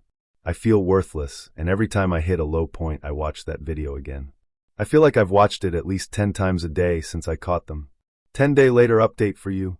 I stopped watching the video after reading all the comments on my first post. It has helped clear my mind and allowed me to focus on next steps. This has allowed me to be mostly back to my normal self for both my kids and my job. I have gone through my wife's phone and found nothing. I searched the guy's name from the driver's license. I've figured out how they met. He's a landscaper. She was calling some a few months ago to clean up our yard and ended up getting some mulching and cleanup done. I've driven past his house many times. I think he is single, as I couldn't find any records of other people living at that address. I've only seen a truck parked in the driveway when I have driven by. I have been avoiding my wife after the kids are in bed to try to limit one-on-one time. I don't want any awkward conversations, and I also don't want to have sex. I have mostly been successful with this, but did slip up one night when I had a little too much to drink. I hated myself for it the next day. I don't believe she has seen him since the day I caught them. I've been paying attention anytime she's gone. I obviously can't track her 100%. I've read about Apple AirTags, but I use Android. I'm guessing any app one would put on her phone may be discovered. I have installed a doorbell camera on our house though, so I can always see the street. When I did this, my wife didn't say anything. We continue to do things as a family as we normally would. I have done my best to not let her know what I know, and to continue to be a good dad to my kids. The weird thing I'm dealing with now is that she's planned a night out with a friend for drinks. It's a friend from work, so I don't know her at all, and I'm not connected with this person on social media. When she told me, I made up some excuse about work and said I couldn't watch the kids. She ended up getting our neighbor to agree to babysit. Now I'm debating if I should follow her to really see if she's meeting her friend or the guy. It seems like I'm heading towards a confrontation, either way, when I just want everything to go back to normal. I'm going to leave my house soon and pretend to be going to work. I'll probably just go to a bar to kill time until I can drive by the place she's supposed to be going to. I'm filled with fucking dread about all of this. Went out with a few friends to grab some wings and beer after a long week of work. One of my buddies, GFs, who I've known for years, shows up with a few friends, mostly people I've met before, but one chick I haven't met, extremely good looking, 5'9" blonde.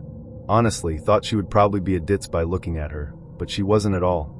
We instantly hit it off, and she starts talking about some sitcoms I've been obsessed with lately that aren't too popular among my group of friends, Larry Sanders and News Radio. Takes one sniff of my scotch and tells me what it is cracking these big jokes and making everyone we were with piss their pants. Honestly, chick was awesome. Next thing I know, we're headed back to my place both extremely drunk. So I have no clue what's happening at all. We finally get to my apartment.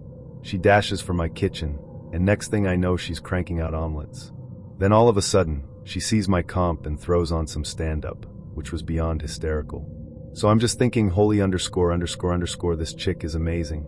After that, we watched stand-up for about an hour and ate this breakfast she cooked at 3 a.m., and then she leaves with just a big hug.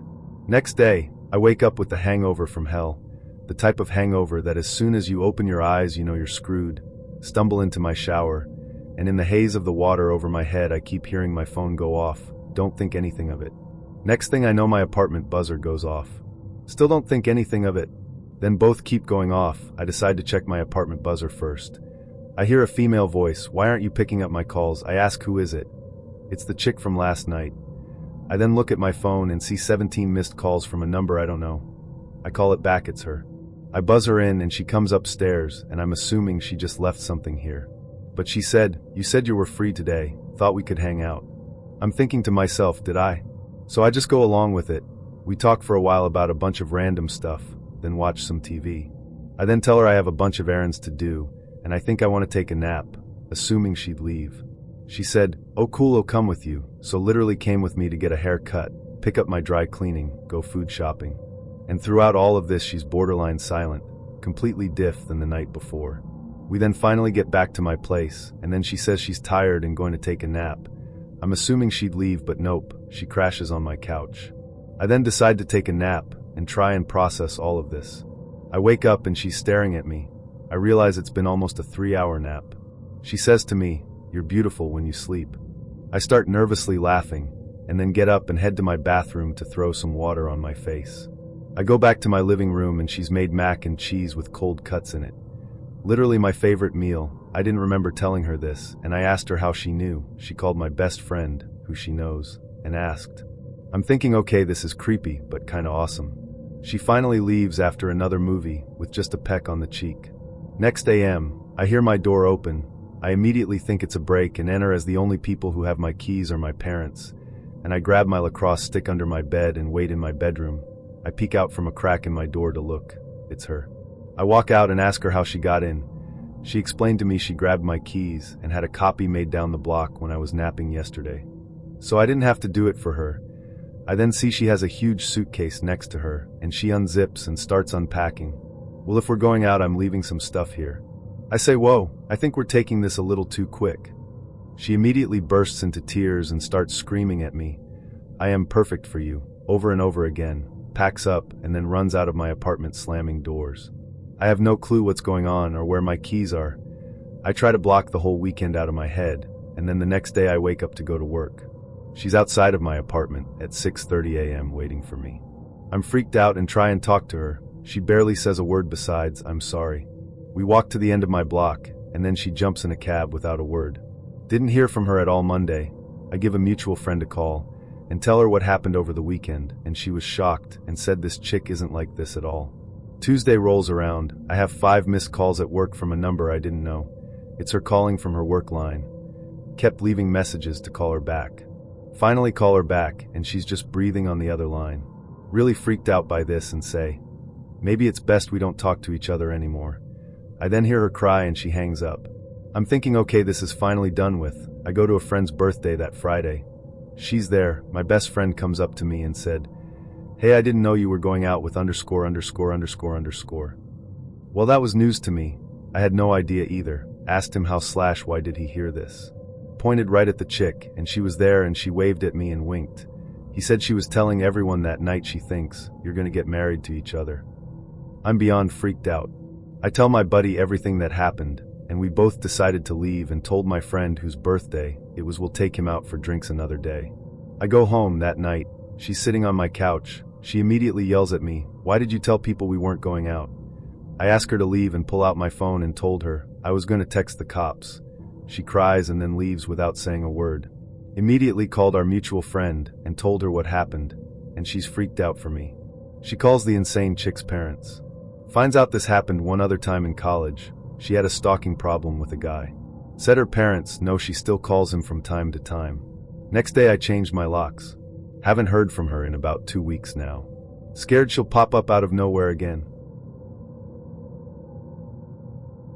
I once had ongoing elusive food poisoning that lasted for days, and towards the end of its cycle, I went for a lengthy walk on the beach near my home in the desperate hope that I could get some fresh air without shitting myself in front of the town's nightlife. That night I met a group of girls who were obviously drunk and crowding around one of their cars. They wolf whistled as I passed the car, and to my surprise I ended up hitting it off pretty well with one of the girls, Alyssa.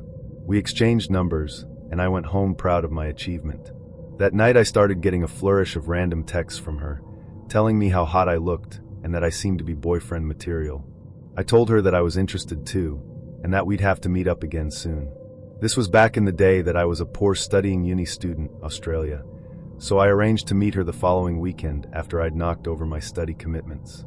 She was reluctant to wait that long, and over the course of the week, she texted me endlessly, increasingly more desperate ploys to see me earlier. I remember one day on lunch my uni friends, and I actually counted the amount of texts I'd received from her so far that day. It was around 90. They were a mix of really generic things like, "Miss you to come to mine now, I want to see you our sexy face now." I hardly responded to any of them. If she was lucky, maybe 1 in 20. the relevant texts. Now, being a 20-something-year-old male, my obvious apprehension regarding Alyssa was mixed with a very primal, groin-stirring curiosity. She was so needy, so pushy. Would she be wild in the sack? Would be balance out and make a fun, feisty girlfriend? So I followed through with our original plans and met her that weekend. I picked her up and we saw a movie at the cinema. After not too long, I observed that her text message, demeanor didn't match her face-to-face personality at all. She was timid, quiet, a little quizzical, but nothing like the love-hungry, horny, pushy, crazy girl I'd spent the last week fighting myself over. I was beginning to ease up after the movie. Something just clicked. She was just a bit bland for me. I decided that she wasn't for me, and that I was cool with that. She made small chit-chat, but wasn't overbearing or energy draining like I'd expected. So I took her back to my place, and we put a horror flick on.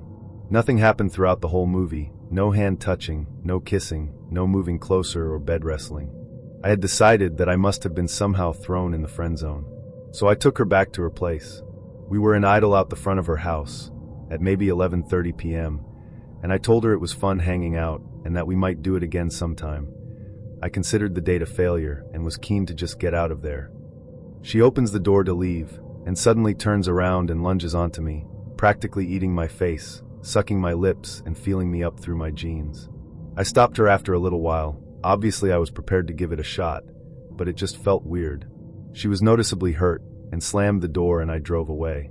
By the time I reached my place, I'd received a number of texts, a chain of insults that ranged from, "Whatever, I don't want you anyway," to "Fuck you, asshole."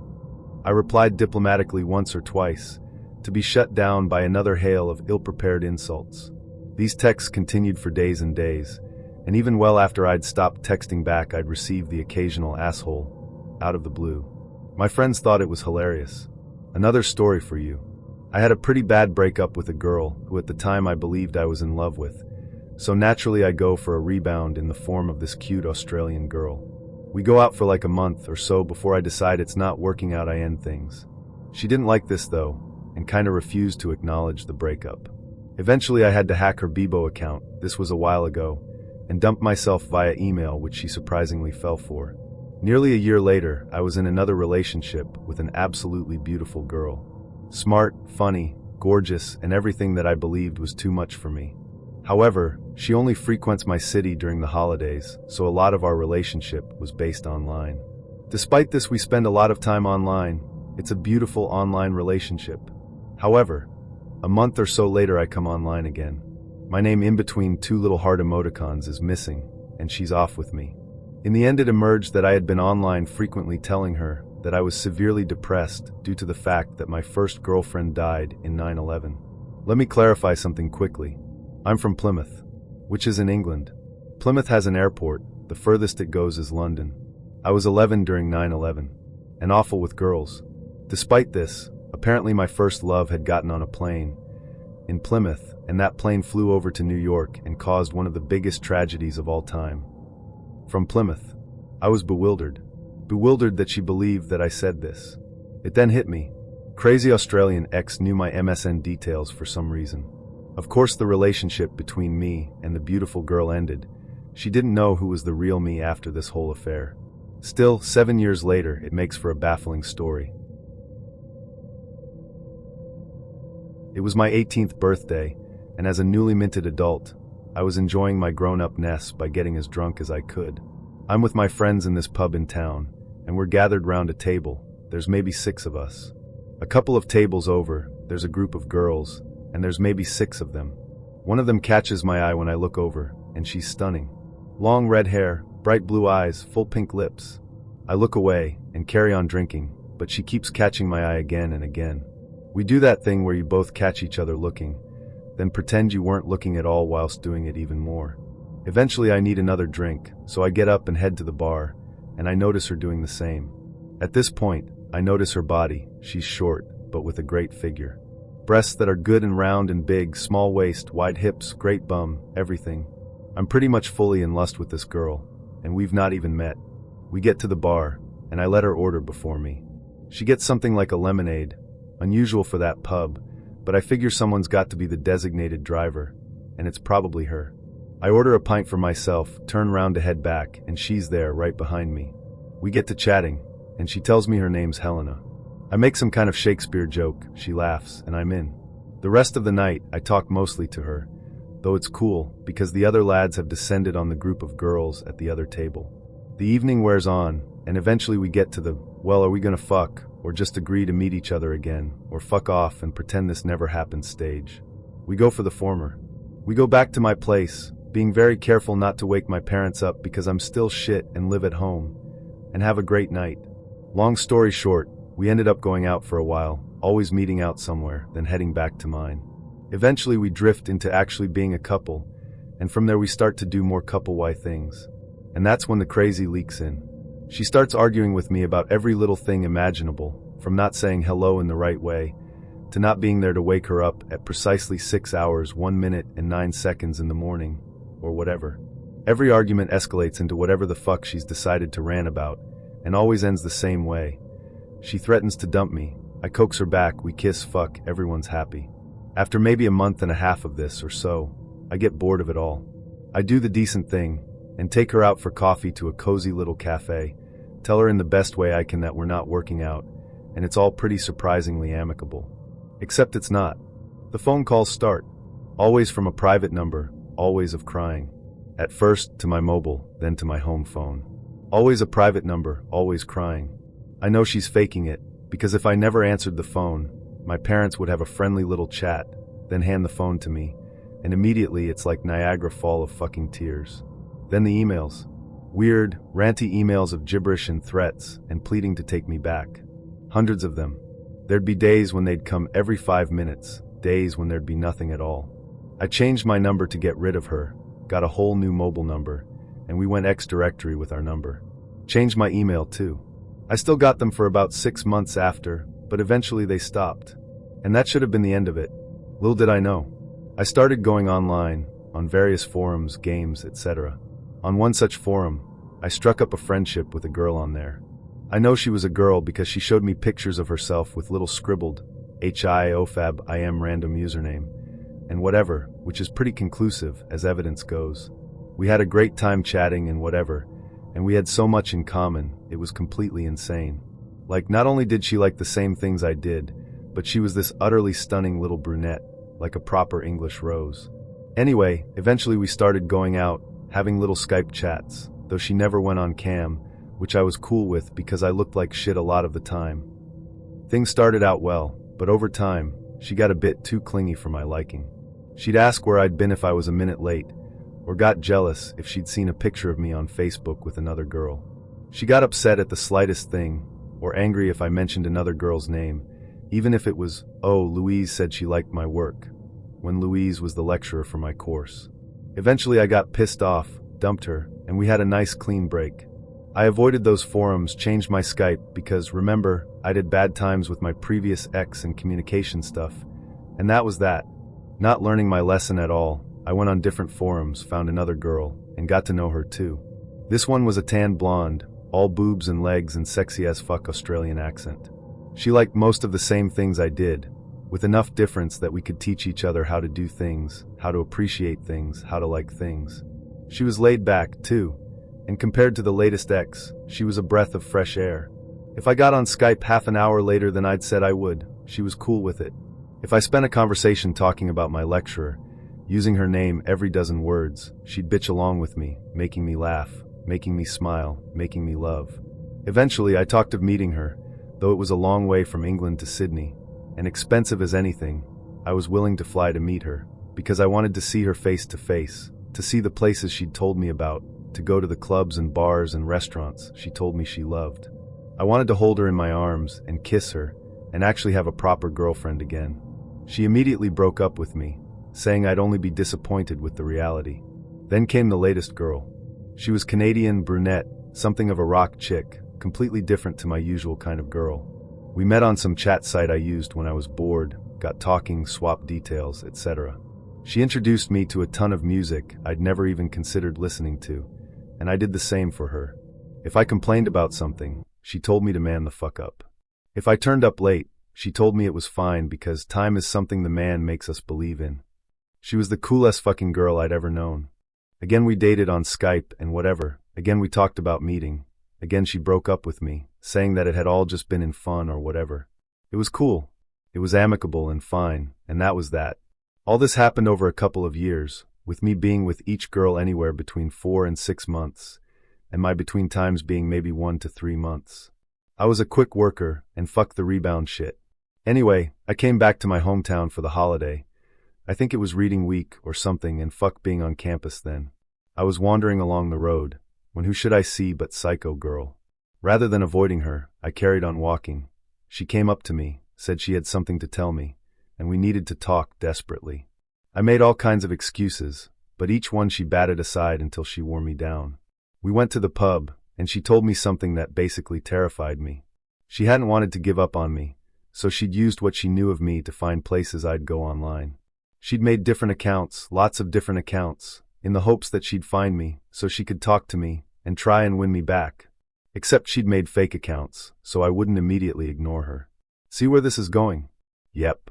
Every one of the girls I'd dated had been her, using pictures of friends, using fake accents, pretending to not know things she knew. She'd followed me across at least a dozen different websites, stalked me across hundreds of posts and threads, and all the time had made me believe I was talking to completely different people. I didn't date anyone for a couple of years after that. I don't know what came of her. After that, she sort of disappeared from my life, and I haven't seen her since. I went out briefly with a couple of other girls, but only ones I'd met face to face, who didn't look anything like her at all. I don't know if she still follows me about online, or if she does, if she knows about this account. But if you're looking at this, hi Helena. Back in the 90s, I was happily married to my wife, or so I thought. We both worked in the catering industry, myself mainly as a chef, and my wife as a barmaid waitress back. Then it was the norm for us both to work unsocial hours, always working, when everyone else was at play, and for people to move around a lot, so we didn't always work in the same place. Well, my wife had this girlfriend that was always dripping in money, yet she didn't work and always had a man hanging from her arm. We often wondered how she managed it, speculating that it must be drug money, or something like that. Well, long story short, my wife found out she was pregnant and had a miscarriage, which floored her, and she had to give up work for a bit, which meant I had to double down with my work, doing more hours. So during this time she started to spend more time with her friend. As they grew closer, often spending the night there, I'd drop her off and pick her up when I finished work.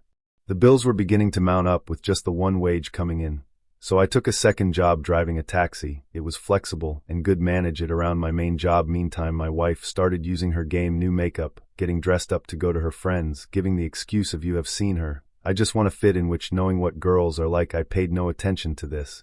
But my wife now seemed to be having money, just enough to cover the little things that most wouldn't notice. I wasn't home much, working 2 jobs, so I was grateful my wife had a good friend who was always willing to have my wife around as company. I was thinking, I'm putting in the long yards now for a payoff later on with work, getting the bills down, just putting my head down, and getting on with things. Obviously, as we didn't see much of each other, our sex life were suffering to the point it was literally non-existent, which was beginning to take a toll on our relationship. Things all came to a head one night. I was out in the taxi. It'd been a quiet night until I get a call on the radio for a pickup in a really nice bit of town. I got there, and as instructed, I just hit the horn and stayed in the car. 2 guys, well-dressed, got in the back seat along with my wife's girlfriend between them, and they gave me the address to drop them off. It was her house, so I thought nothing of it. She hadn't noticed it was me driving, as the 3 of them started to fool around on the back seat as talking my wife's friend, telling them how much they would enjoy her friend when they met her. Apparently, she's a very high-demand girl, so it was going to cost them extra. Got to the house, and as they got out, one of the guys handed me a 20-pound tip, which I was happy at. I looked across to the door of the house, only to see my wife open the door dressed in only her underwater and high heels. She smiled and hugged her friend, then kissed the guys as they went into the house. I was flabbergasted. Not knowing what to do, I drove around the corner and parked up, just sitting there trying to process what I'd seen. I got out of the car, walked back to the house, crept up to the lounge window, and perked in. What I saw took my breath away. All 4 of them were naked, and my wife was being fucked by the guy who tipped me, and she was putting on quite a show with him. I watched in disbelief for a few minutes, and the guy finished with her and handed her to the other guy, who started fucking her as well. I went back to the car, called in for the night, and went home. In the morning, my wife called me to pick her up. I went and got her, not talking all the way home. When we got into the house, my wife asked me what was up, why I was so quiet. I ignored her for a bit and made some coffee. She didn't stop asking me again. I just said I saw you last night. You didn't see me. I was the driver who dropped those guys off to you. She paused for a moment before, crumpling to the floor, crying, begging me to forgive her. As I went upstairs and started packing her bags were done, I told her. She begged me to let her explain. I needed to hear this for my own sanity. So let her tell me why she had done it. She explained that her friend, and how she got her money, was from escort work, and she had convinced my wife to try it. She only did it once to try get some money, so I could cut back my hours, but she found it made her feel something inside, as we haven't been intimate for so long, so she did it again, telling herself this is the last time, but she was hooked. She eventually confessed she'd been working as an escort for 6 months, but it was okay as she'd saved up so much money to pay the bills. I asked her straight there, and then, would you ever told me if I hadn't caught her? She just looked at the floor and said, no. Are you going to stop now? No, was the reply. It's just sex. I don't love these men. It's just sex with them. That was enough for me. I throw her bags out the front door. Will go live with your whore friend then. As I throw her out as well. As far as I'm aware, she did go to her friends. My divorce papers were sent there for her, and as far as I'm aware, she's still there today, both of them in their 50s, still FING for money. As for me, I'm now married to my wife with 2 great kids and a few grandkids. Life definitely changed that day for me, and I haven't looked back, now owning my own hotel, and business is doing well. I never thought I'd be in a situation like this. I guess no one does. You don't go into a relationship expecting betrayal. But there I was, staring at my phone, knowing my life was about to change in a way I never saw coming. Sarah and I had been together for 6 years. We weren't just dating, we lived together, had a joint savings account, and were planning a future. Marriage was something we had talked about casually, never with a set date, but we both knew we were headed in that direction. Or at least, I thought we were. She worked in marketing, a demanding job that often had her attending work events, networking functions, and conferences. I trusted her completely. She was always independent, had her own friends, and I never wanted to be the kind of guy who checked in too much. Maybe I should have. The signs were small at first, her phone suddenly getting more privacy settings, more nights out with work friends, a little more distance between us. I chalked it up to stress. I even asked her about it, and she told me I was overthinking, that I needed to relax. I believed her. I wanted to believe her. Then, one evening, my friend Josh sent me a message. Hey man, I don't know if I should be saying this, but I saw Sarah last night. She was with some guy. They were close. Too close. He sent a picture. It wasn't anything explicit, just Sarah leaning into a guy at a bar, laughing, her hand resting on his thigh. Maybe not damning evidence, but definitely not nothing. I felt sick. I told myself there had to be an explanation. I didn't want to jump to conclusions. I needed to see for myself. So I did something I never thought I'd do. I checked her phone while she was in the shower. I hated myself for it, but I needed the truth. And I found it. Messages. Flirty ones. Hidden under a different name in her contacts. Meeting up, sneaking around. She had been sleeping with him for at least 3 months. 3 months of my life where I thought things were just stressful, where I thought we were fine. I didn't confront her immediately. I couldn't. I needed time to process. That night, I barely slept. The next morning, I told her we needed to talk. I sat her down, showed her the messages, and asked her to explain. She froze. I could see her mind working, scrambling for a way out. Then the excuses started. It wasn't serious. I never meant to hurt you. I was confused. Then came the guilt trip. You've been so distant lately. I thought maybe you weren't in love with me anymore. I just sat there, listening to her try to rewrite history, trying to make me the reason she did this. I didn't yell. I didn't lose my temper. I just told her to pack a bag and leave. She cried, tried to touch my arm, begged me not to make any rash decisions. But I had already made up my mind. She moved in with a friend. A few weeks later, I started sorting out the logistics, our finances, our apartment lease. She tried to reach out, tried to meet up to talk things through. I refused. There was nothing left to say. I wasn't going to waste my time demanding apologies or trying to understand something I could never make sense of. She made her choice. I made mine. Now, months later, I'm still adjusting to the silence of living alone again, to the shift from we to me. Some days I miss her. Not who she was at the end, but the person I thought she was before. But I know better now. Update for you all. I figured some closure might be useful for others going through something similar. Sarah has tried to reach out more times than I can count. At first, it was desperate apologies, then long-winded explanations, then attempts at nostalgia, sending pictures of old trips, trying to remind me of the good times. We actually ran into each other completely by accident. At all places, the grocery store. I was in the frozen food aisle, just grabbing some basics, when I heard someone call my name. I turned around, and there she was, standing there awkwardly, holding a basket full of items. She looked nervous, hesitant, like she wasn't sure if she should say anything. I gave her a small nod, acknowledging her presence, but said nothing. She took that as an invitation to talk. "Hey, how have you been?" she asked, her voice softer than I remembered. I shrugged. "I've been good." It was the truth. I had been focusing on myself, hitting the gym more, reconnecting with old friends, finally picking up some hobbies I had neglected. I wasn't bitter anymore. Just done. She sighed, shifting on her feet. "I miss you." I just looked at her for a second, then replied, "I don't." That was the end of it. She didn't try to follow me, didn't plead or make a scene. She just stood there as I turned away and walked to the checkout line. That moment made me realize the sight of her didn't stir up any emotions. No anger, no sadness, no nostalgia. Just indifference. And that, more than anything, felt like the biggest win of all. I don't even know where to start. My hands are shaking as I type this, and I'm not sure if I even want to post it, but I just need to get it out. I feel like I'm losing my mind, like the last few years of my life weren't even real. I, 32 female, have been married to my husband Jake, 35 male, for 5 years, together for 7. We met at a bar of all places. He wasn't even my type at first, but he was so charming, so easy to talk to. He made me laugh, made me feel safe. It wasn't a crazy love story or anything, but it felt real. He was my best friend, my partner. Or at least, I thought he was. I don't even know how to explain the feeling I've had the past few months. Like, something was off, but I couldn't put my finger on it. We still got along, still had date nights, still functioned like a normal couple. But it was like he wasn't there anymore. Emotionally, physically. Sex became rare, and when it did happen, it felt robotic, like he was just going through the motions. I asked him about it a few times. He'd always brush it off. Just stress, babe. Work is killing me. I'm just getting older, you know? And I wanted to believe him.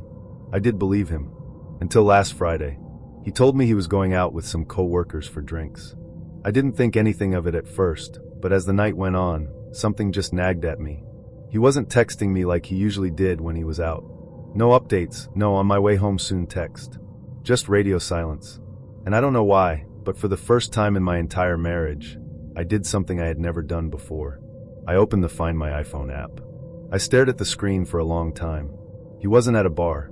He wasn't anywhere near the part of town he said he'd be in. His location showed a small hotel downtown.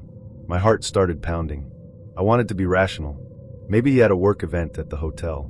Maybe someone got too drunk and he was helping them. But deep down I knew. I just knew. I don't even remember driving there. I just remember standing in the lobby, feeling like I was outside of my own body. I walked up to the front desk and God, I don't even know how I got the words out. I asked if my husband checked and I showed here a picture. The woman behind the desk gave me this look, like she knew exactly what was going on. And then she just sighed and said, "Room 214. I swear I almost threw up right there. I took the stairs because I couldn't stand the thought of being trapped in an elevator, alone with my thoughts. Every step felt heavier than the last. My whole body was screaming at me to turn around, to just leave and pretend I never saw that location. But I couldn't. When I got to the door, I knocked. Nothing. Then I heard movement. And then his voice, one moment. The door cracked open, just a sliver, and there he was. Shirtless. Eyes wide. Panicked. And that's when I pushed the door open. There he was. And there was Aaron, his best friend. The one he always said was like a brother to him. The one he spent so much time with. The one who, I suddenly realized, had probably been in his life in a way I never even knew. Aaron was in bed, scrambling for the sheets, looking just as horrified as Jake did. And I froze. I wish I could say I screamed at him, that I threw things, that I went full-on crazy wife. But I didn't. I just stood there, staring, feeling the entire foundation of my life collapse under me. Jake said my name, like he was trying to explain. And I just laughed. Not because it was funny. It wasn't. It was the most painful thing I've ever felt in my life. But my body didn't know what else to do. I laughed so hard I thought I was going to choke on it. I had spent some time thinking I was the problem. Thinking I wasn't sexy enough, fun enough for him. And the whole time, I was just his beard. I was his shield, his cover, his excuse to live a lie. When I finally stopped laughing, I looked him right in the eye and said, "You never loved me. You loved what I did for you." He didn't deny it. I turned around and walked out, ignoring his pathetic "wait, please," like I owed him anything.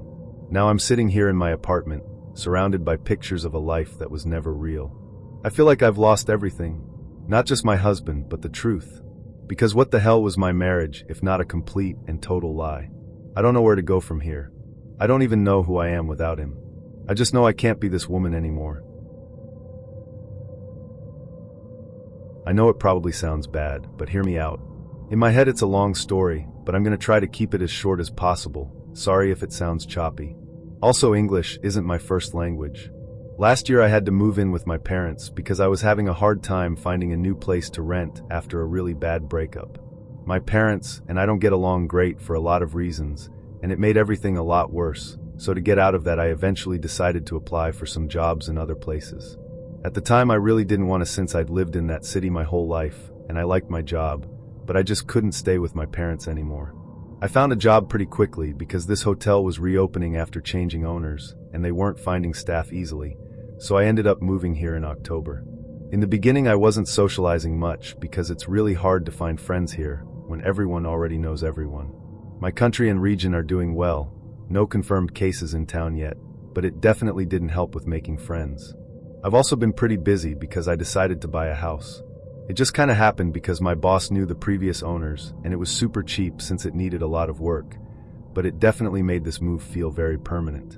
Then in May this guy, let's call him Eric, and I got stuck in the social distancing queue outside the pharmacy together and started talking.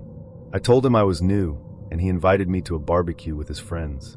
Angel, I'm not great with new people, but they made me feel welcome and were all very nice. After that we just kept hanging out, mostly me and Eric, which I thought was because he was quite careful during these times and only saw his big group of friends outside. Plus we were the only two who weren't in a relationship or had kids, so it made sense in my head that we were alone a lot. I'd cook him dinner/lunch, I'm a chef, and he'd show me great hiking places and help out a lot with the renovations on the house. I also started telling him about the breakup and stuff, and even though I feel like I've moved on, it was still nice that he was so understanding. Like, I always thought it sounded so cheesy when people talked about knowing like a week into a friendship or relationship that it was going to be different, but that's the only way I can describe what it's felt like. I promise now that I'm writing it down it's so obvious, but I honestly didn't think much of it since I've never dated a guy before. Then like 2 to 3 weeks ago he called and asked if I wanted to have dinner on my next night off, and also said just you and me. He seemed kinda weird and formal, but I assumed it was something else going on, and just said yes, to which he responded, "It's a date then," and I assumed he meant that as a joke-y line because I have friends who have in the past.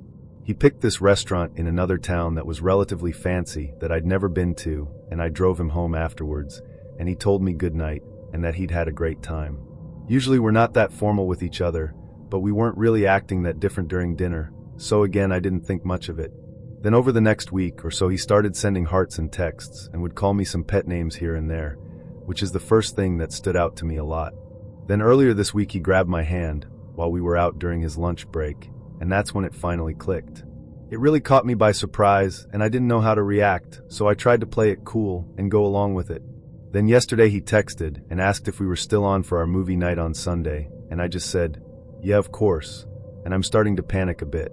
I grew up pretty conservative, and I guess didn't question my sexuality a lot, even when I got to university, and a lot of other people were.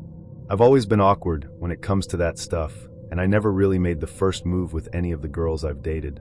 But I've been thinking about it for the last few days, and I've realized I really like him, and all the stuff he's done never made me uncomfortable.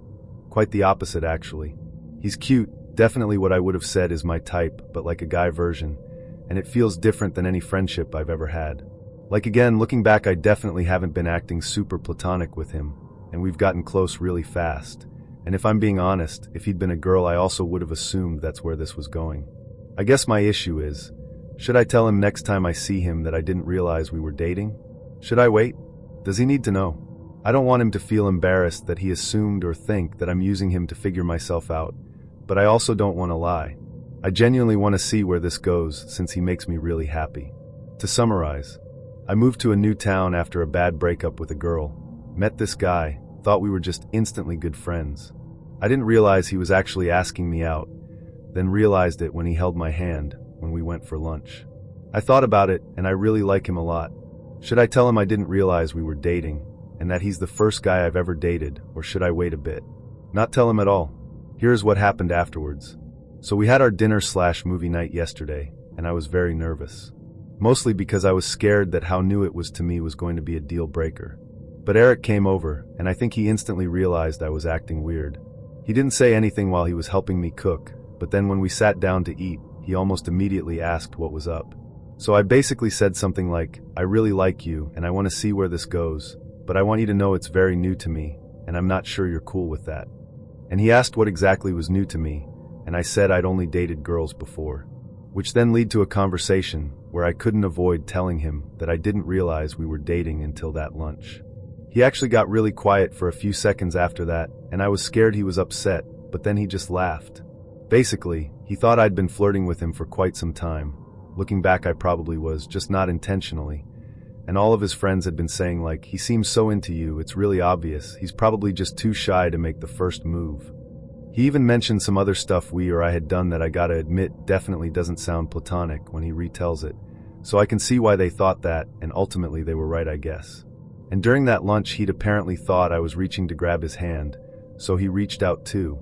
Otherwise he probably wouldn't have done it, because he said he's never been good at making the first move physically. He said when he asked me to dinner, that was a huge deal, and his friends had tried to hype him up for a while, and that's probably why I didn't realize that he was asking me out since he was super nervous. Anyway, we ended up talking a lot after dinner. He didn't come out publicly, aside from a few close friends, until a year or so ago either, so he definitely understood that I don't have a lot of experience. He hasn't had a lot of relationships in general, at least not any proper and public ones, since he hadn't come out, and it's a pretty conservative area, so there aren't a lot of guys who are out of the closet here. He actually admitted that he'd even been nervous to talk to me that first time we met since I looked kind of lumberjack. Why? His words, not mine, though the day we met I think I hadn't shaved in a while, so I don't doubt it. And he also knows rumors travel fast here, especially when someone doesn't really fit in, so I guess he was worried that I'd fit the small-town conservative type or have heard all the gossip. The whole, it's a date thing for example would never happen between two guys who are just friends here. I've definitely noticed the culture, and it's something we talked about too since being out here isn't always easy, so we might try to keep it low-key at first and mostly tell his friends and some of mine. I could probably ramble on about him and what we talked about for a long time, but to keep it short, it was a really nice talk and we want to take it slow, but we also realize we've basically been half dating since May, so it felt weird not to make it official. So I decided to punish myself this evening and reinstall Tinder for the 80th time. The definition of insanity is doing the same thing over again and expecting a different result, and tonight I have perpetuated this notion. Maybe I subconsciously enjoy the pain. This isn't a rant about not achieving a desired result on Tinder. I have no real end goal. I'm not thirsty. I really couldn't give a fuck about the outcome of my Tinder endeavors. This is a rant about some of the shit people say in their bios. I have questions. Here are some of the bios I've come across. Mentally ill with daddy issues and a drinking problem. Dating me is like taking too much acid. Mentally unstable and obsessed with red flags. Who is this for? Who reads this and thinks, that's her. That's someone I want to penetrate. Nothing could possibly go wrong. Have mental health problems, hell, have 2 or 3. Lord knows I'm no spring chicken. Have baggage, have trauma from past experiences, nothing inherently wrong with any of this. I just cannot fathom why you would advertise this shit as some kind of enticing personality quirk. Imagine a man saying this, wouldn't you run for the hills? Imagine the people that they match with. What kind of man reads a bio like that and thinks this could work to my advantage? Seek help. You are fishing for sharks with your bare hands, and your friends will have to deal with the inevitable bullshit that comes out of this. Do you want someone to save you? Because I think the probability is you have a 3-month relationship that starts off extremely passionate. You say I love you after you spend 14 straight days together after your first date, and it's full of wild, low-key terrifying sex and impulsive behavior, and it ends horrifically when you realize you're both total fucked up emotional vampires, and then what? It's a tale as old as time. You don't need Tinder, you need therapy. Dating you is like taking too much acid? You need a warehouse full of able bodies to unpack a statement like that. I would rather die alone. Then you've got, I can leg press you. I can probably scull a beer faster than you. I'm funnier than you. I'd beat you in tennis. Is there a market for this? Are there men out there who are turned on by the thought of being leg pressed by their girlfriend? Is everything going to be a competition? It gives off intense, I'm always right vibes. If you know, you wish you didn't know. Are there men out there who read a bio like, I'm better than you at stuff, and think that's so hot, talk down to me more, insult me mummy, disrespect my intelligence belittle me? What do you get out of that? And then you've got variations of, I won't message first, you need to be X and Y and own X item, and have X haircut etc etc etc. Which essentially says, I'm hard work, I am an asset that you need to work for, you will constantly be falling over yourself to impress me. Well, I'm sold. That sounds like a valuable way to spend a couple of years of my early 20s. I need to be constantly reminded of your constantly appreciating value. You could have anyone you want, but you chose me, and I should be grateful. Visit a slum or something. Kendrick was onto something when he said, be humble. I find it disheartening that this kind of arrogance and these unwavering, unrealistic standards are applauded as self-love. They just know what they want, right? Sure. Let's give people exactly what they want all the time. That'll end well for society. You deserve this. Less confusing, but more excruciatingly boring, are the classic. Avocado is overrated, haha. Coffee red heart. My controversial opinion is, insert possibly the least interesting thought anyone has ever had in the history of consciousness. Like, I'm not as emotional about this one. It's just so unoriginal, so uncreative, and it's so out of place when it's slapped underneath a pair of bare-ass cheeks. You're going for wholesome when I can just about see your literal, actual asshole. You are telling me that you enjoy eating food and drinking coffee. Do you also enjoy breathing? Sleeping in bed is great too. Walking is something you do for sure sometimes, maybe even watching TV when you're feeling wild. Also, I absolutely love that you can just take a picture of the place you shit out of, and it just works. You don't get lost in someone's eyes anymore. You get lost in their ass cheeks, the depth of the crack, the poetry of underwear. Elegant, classy, mysterious. Tinder Bums, the movie. Finally, you've got the way away too muchers. Don't be boring. Let's talk about intelligent things. Biochemistry, Jordan Peterson, chemicals, neuroscience. It went on like that for what felt like a lifetime. This was an actual bio I read. The depths of the darkness can only be illuminated by two hearts coming together to create a light. This also went on for half a screen. Honestly, these kinds of people are probably actually interesting and have something to offer to the right person. I just think you're trying too hard to communicate who you are, to convey depth. Why? Who is this for? Okay, we get it. You are profound and your blog is worth a read. Do I want to meet up with you and have my taste in wine critiqued while we unironically talk about chemicals? That sounds really hot. Let me get back to you on that one. There are so many funny bios out there, don't get me wrong, so many awesome chats to be had. It's definitely a roller coaster. The best bios I see are ones where you can tell that they genuinely don't really give a fuck instead of just pretending they don't give a fuck to cover up the fact that they give more of a fuck than they'll ever be able to admit to themselves. It's really not subtle. I swiped through Tinder and just, oh, honey, love yourself. Online dating is not for me. I think that as a general rule, myself included, the name of the game is to put a strong foot forward, to amplify traits in your personality that you think are attractive or interesting. But in the long run, this is never sustainable. You try to communicate yourself as something that you can only really be on your best days. What about when the honeymoon phase is over and you're comfortable with just chilling and being your normal self? What happens when it becomes clear that you're both only 20% of what you made yourself out to be on your Tinder profile? Is that not a giant waste of time and an overall shitty experience? People are layered and nuanced, and condensing them down into 6 photos and a sentence, it just isn't real. Goodbye forever, Tinder. See you next week.